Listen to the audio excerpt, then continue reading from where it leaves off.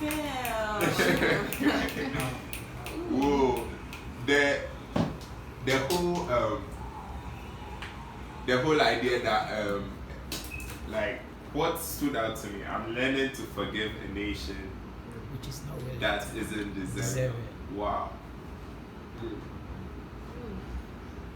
It's like, I don't know.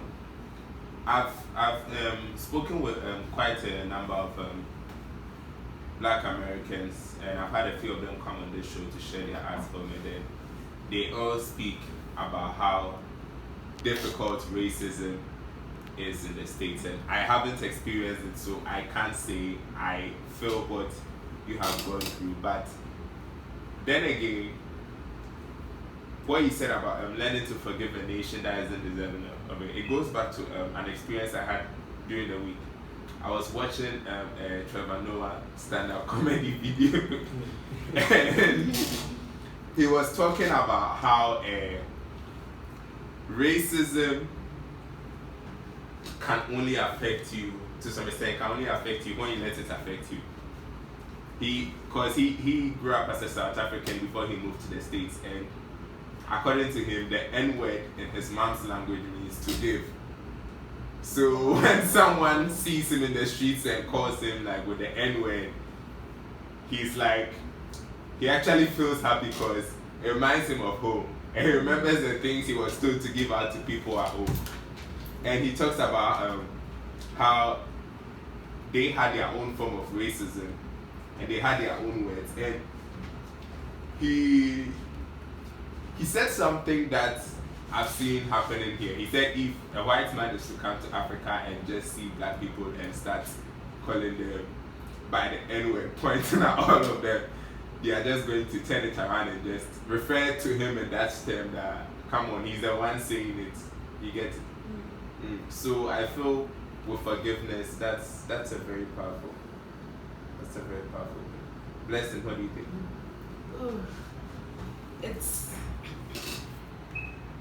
I don't even know where to start from, because that was just so powerful in a way. And just like, we are all trying to like forgive in a way, but it's just so hard because you walk around. But it's so hard, but it's something that you're saying you have to do for your family tree and you have to do for yourself, because we're all walking around with this like amount of trauma within us, and we get it from there.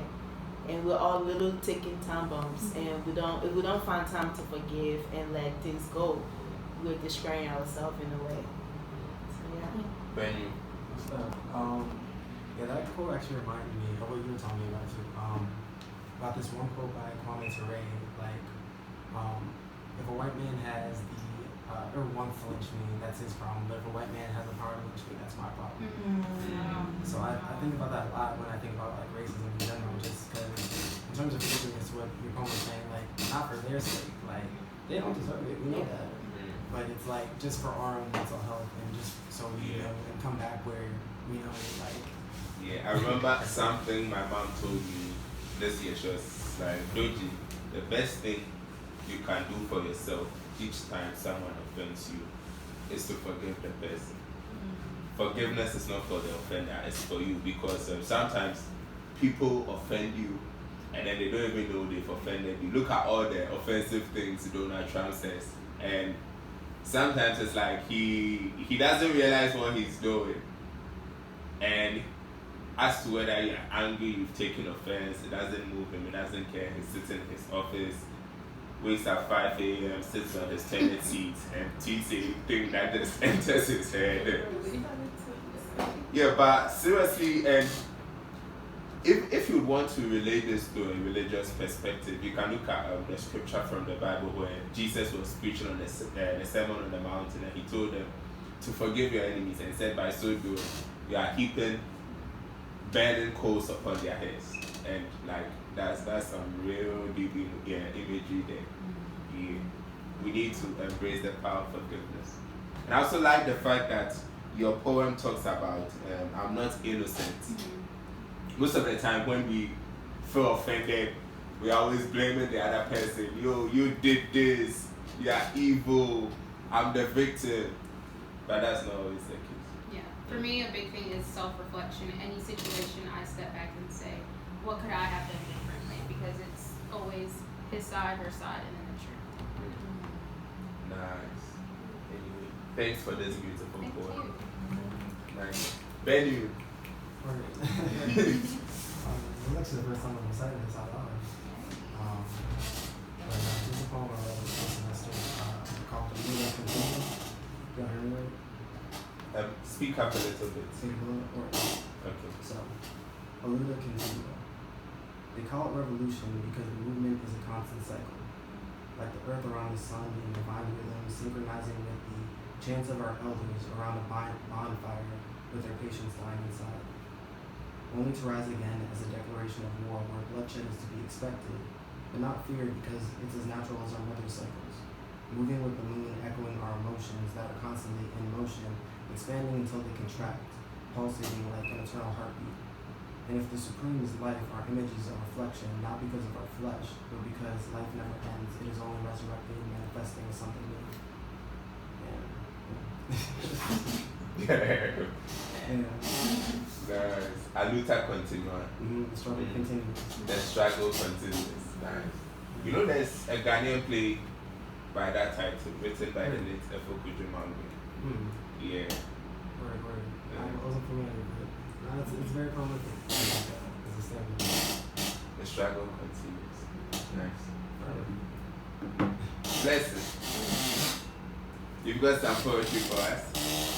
A few weeks ago, we went to do a beach cleanup, and like the environment and the earth is just something that I care so deeply about, and I wrote a little something. Okay. Personal note to the earth. As I start, I want to say thank you to the earth. Thank you for the trees that grow so big that my small human hands can hug. Trees that so tall that gives the heaven hugs. Worship the heavens in ways that I can't comprehend. I want to say thank you to the earth. Thank you for the wind. Thank you. It's through the wind that I hear your voice. Hear your voice. My human brain can't comprehend your voice, but I hear your voice as it whispers through my cells, giving instruction that things might be alright. I want to say thank you to the earth. I want to say thank you to the earth. I want to say thank you to the earth. I want to say I'm sorry to the earth. I want to say I'm sorry. I'm sorry for the trees that we cut down. I'm sorry for the plastic that we put in a beautiful ocean. I want to say I'm sorry for the way that I treat the beautiful house that you have given me. According to For Ocean, a nonprofit, we put it that every minute, 1 garbage truck worth of plastic is dumped into the ocean. Yearly, 1.4 billion pounds of trash end up in our beautiful ocean. And as I stated this, I want to say thank you to the earth. I want to say thank you for the trees that grow so big. I want to say I'm sorry. I want to say I'm sorry for the early death that we humans are giving the ocean and your creatures. I want to say I'm sorry. I want to say I'm angry. I'm angry for every death that we have given our creatures. I'm angry that we're killing our only home. I'm angry. But what is anger without action? What is sorrow without action? What is gratitude without action? As the sun kisses my melanin skin as I write this, and the ocean kisses my foot, I want to say action. It is through action that things are fixed. We must do better. We must be better for the earth, for the oceans. I want to say for the others that share the earth with us, for the future generation, sorry is not enough. Sorry is not enough. Wow. I think with the issue of plastic pollution and then global warming and environmental degradation, most people here don't really take such things serious. I don't know if you feel like it's far from them, or I don't get where the apathy is coming from, but I feel it's a serious thing. Our oceans are gradually getting choked with plastic. our gutters are overflowing, there's too much plastic in the system, and then I feel visual artists need to, not just visual artists in general, everyone needs to do something about it. Yeah, and just like you said, complaining is not enough. I feel like there can be cases where there can be more action. Because I don't know if I should say this, or, I'll just say. This year, I was at the Chariwate Streets Arts Festival, and I've been partaking in that for some time now. And this year, there are a lot of exhibitions on plastics, talking about the negative effects of plastics and all that. But it was cool for artists to put that in their work and then talk about it, and then they were showing them recycled items for sale and then on display and all that. But I went to relax at the beach, and you get to the beach at the backyard where all the exhibitions were going on, talking about plastic, was littered with plastic. And I feel we could have used the festival as an opportunity to clean up the beach. That would have, yes. And most of the time as artists, we limit ourselves to just social commentators and not social changes. We prefer to speak and talk about these things like, oh, okay, this is happening. We'll complain, but we'll not take any action. And I like the fact that your words are calling for action. Share. Yeah, I was gonna add that in both of your pieces, so much imagery, and I really appreciate that as a visual person. And also, recognizing is like the first step to change, but following that, what are you going to do beyond what you're saying? You have to act on that. So I really do appreciate that. Ben, I've been thinking about this a lot, especially being here, because the only system is the ecosystem for art. So yeah, we just have to really do something. Some time is running up.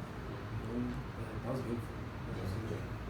Listeners, we are going for a short break. When we get back, we'll get to hear more interesting stuff from our guests. We are still listening to the Open Air Theatre Show, your number one art show, right here on Univers105.7 FM. I give to you a Christmas song that has been rendered into a palm wine music version, and it was done by the Pampa Band. Enjoy.